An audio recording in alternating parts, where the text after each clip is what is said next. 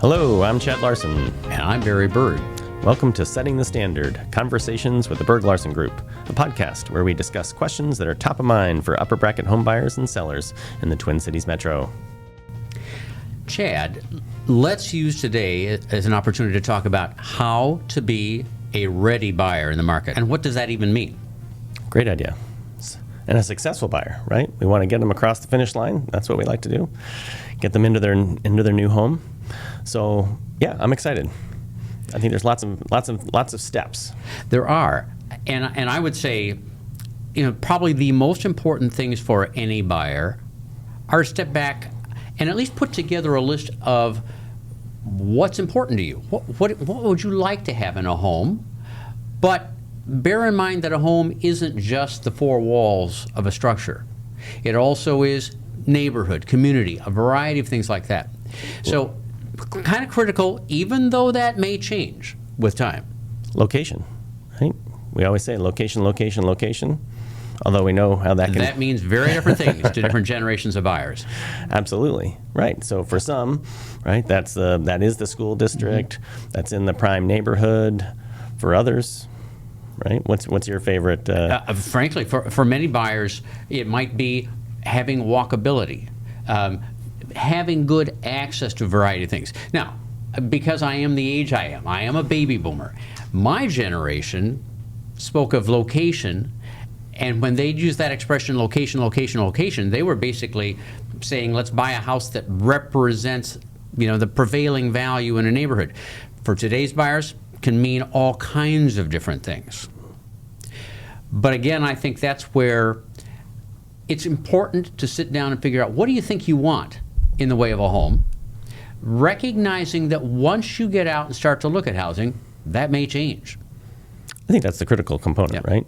So, and maybe we can talk a little bit more about looking at houses, right? But I think in terms of getting ready, so from making your wish list, number of bedrooms, baths, that seems so, in some ways, so easy. But some of the more difficult things are talking to your financial advisor, right? So what does this mean for your financial future? Talking to a mortgage lender. How much is this going to cost me? What are the monthly costs that might be in the range of value that I'm considering? And there are additional fees, of course, right? And so thinking about those are it's really important critical. as well. Many buyers begin the process not knowing what they can really afford. So I think it's important as one of your early steps to get if you're going to put a mortgage on a property, to get pre-qualified. If you're a cash buyer, less of an issue. But I will say that because while we deal predominantly with upper bracket buyers, so they're probably seasoned, they've probably owned other properties before, nonetheless, sometimes you can qualify for a certain mortgage, and yet you may not want to spend quite that much. So it's important to figure that out. I think especially as you think about how owning a home isn't just the mortgage payment, right?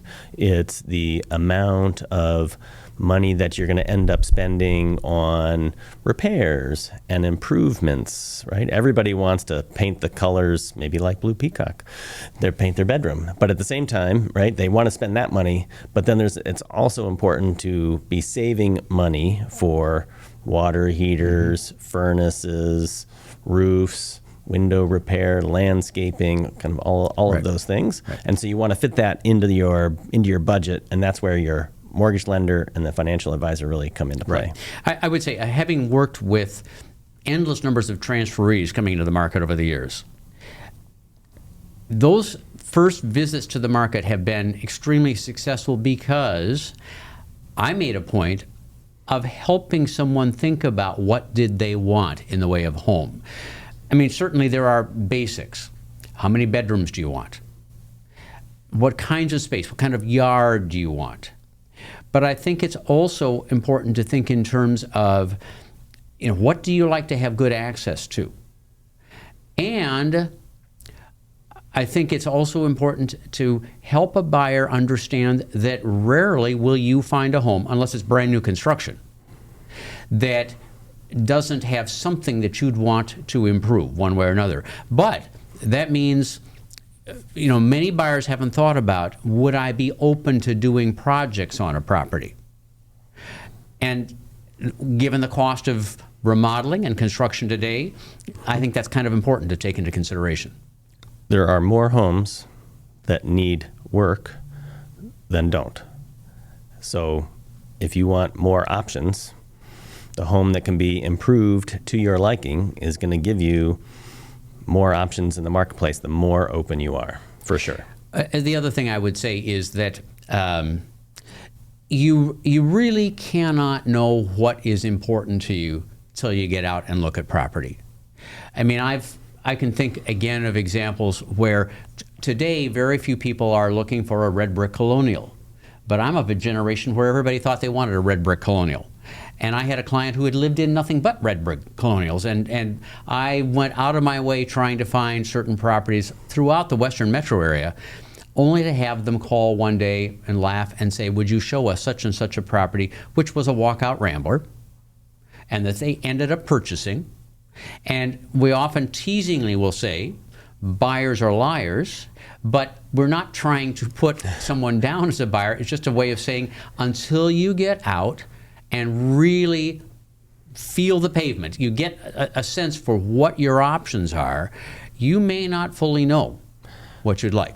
Well, that's a great point, Barry, because in today's social media environment, even the way that we deliver those properties to our clients, right? The emails that come through, new listing, ding, right? And that they open it up, they're going to look through, swipe through, and then I would argue that buyers are too quick to dismiss a very nice property in a very nice location because they didn't like the first few photos.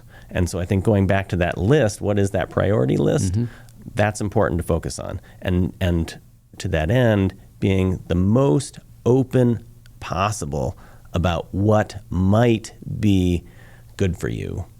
Yeah, I mean, I have given this example any number of times. Unfortunately, the past client is comfortable with my using this example, but many years ago, I showed a property to a local buyer, and I could tell that she liked it. I had wife only with me, and as we left and I was locking the door, I asked her, well, how did you feel about that home? Her response was, I really loved it, but I hate the wallpaper in the dining room. And I said, is there anything more? And I just hate that wallpaper. We went back inside, and given dollars and costs at that point, I said, well, this would probably cost you about $500 to remove and paint. That evening, she brought her husband through. They still don't live in the home that they bought that evening. And she has said to me any number of times, thank you so much for encouraging me to take a different look at this property because it was the perfect home for them. And I think oftentimes buyers see only what's in front of them. And many times their agent may not be altogether helpful in looking at, how could you view this a little differently? That's a good segue, because let's talk about open houses, right? Buyers, they seem to love open houses. And I think the thing that people always tell me is, oh, Chad, I don't want to bother you. I'll just go through the open. And no, if you are interested in a home, call me. This is important, right? And I think that's where buyers, they want to be nice, but when you go through an open, right, then you end up with the other looky-loos that are in, the neighbors who are commenting on something or other, or something that happened, or something they know. And I feel like that's just, it's never good for either side, from the seller or the buyer. True. I mean, we truthfully find, and it's something we share with sellers, that open houses rarely sell homes.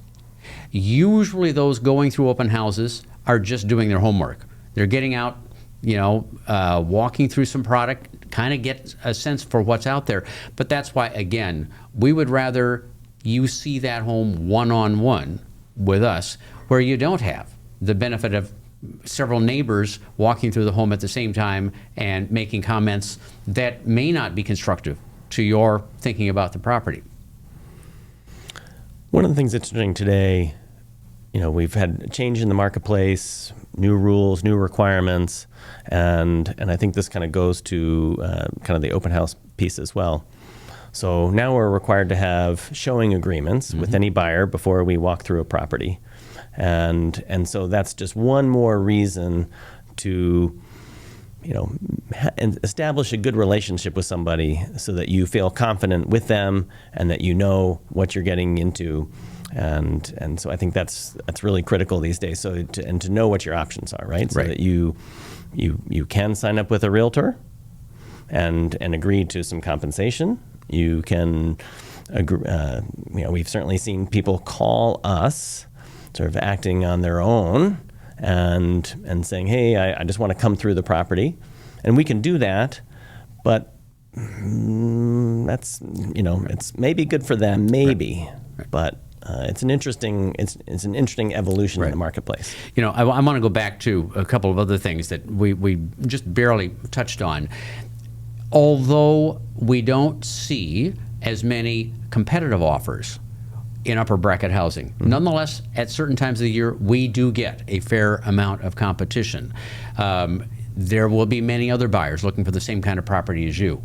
And so I think that's where it's also helpful to have a conversation, establish a relationship with someone like us so that we can counsel you, help you figure out how to be as competitive and how to be an effective purchaser of the home you want, and not drive by that property over the next 10 years thinking that could have been ours. So I think it's really important to understand there are strategies that can help you be more effective and more successful as a purchaser. For sure, right? From the financial component, mortgage, financial advisor, to the realtor component, and understanding what it is you're looking for so that when the right property arises, you're ready. That's how you want to be a successful, ready buyer. And you may not recognize what is the right property unless you have gotten out there and seen enough homes. We don't need to take you through 50 homes to help you find the right house. We're fairly good at reading what appeals to you and what's going to fit you well, but you're most likely not going to buy the first house you walk through. You need to get out and see some property, but do so with us so that we can help you in that whole process. It's an education process. And invariably, it really is true that you do know it when you walk through the front door. Right. We do use that expression, homes are bought at the front door. Absolutely. And that's something we share with sellers as well, trying to help them understand how best to present your home. But we know when a buyer isn't balking at getting out of their car to walk into a home, that at least we've overcome some of those issues to begin with. Well, hopefully that gives you a few ideas as to how to get started in your journey, and happy to help however we can.